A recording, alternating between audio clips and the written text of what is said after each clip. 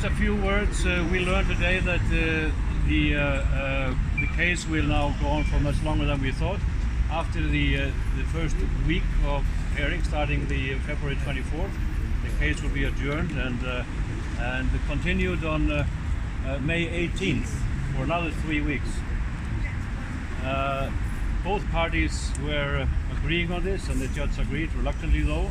Of course, he is considering the fact that Julian is in Belmarsh prison. And on that note, there is an indication that there is a change in his situation there. I do not have the full details now, but we will put an announcement tomorrow on that issue. Did he come out of solitary? Now, a few other issues that I want to raise. We've always said that this case is a political case and it will set a precedent.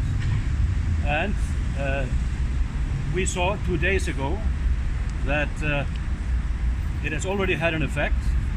The Glenn Greenwald, the journalist in Brazil, has now been indicted 2 days ago in an indictment which is almost a carbon copy of the indictment against Julian Assange. It relates to the relations to a source.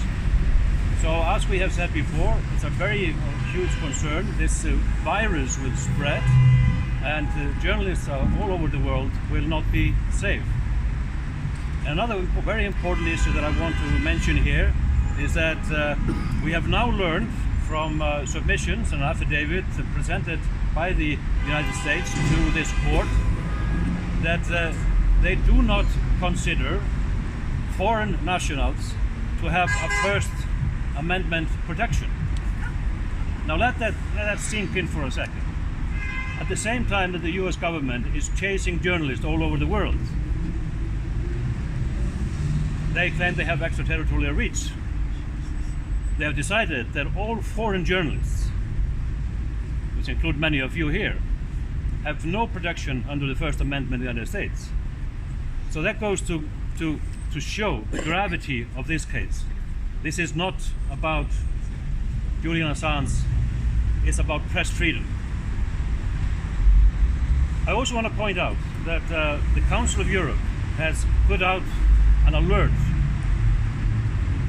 and stated that in the United Kingdom there's an imprisoned journalist, Julian Assange.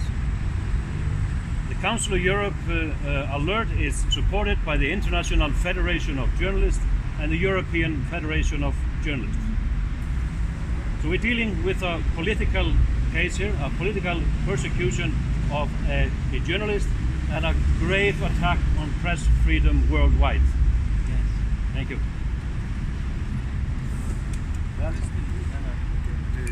We can do individual interviews. Okay, so we'll take individual interviews now after this.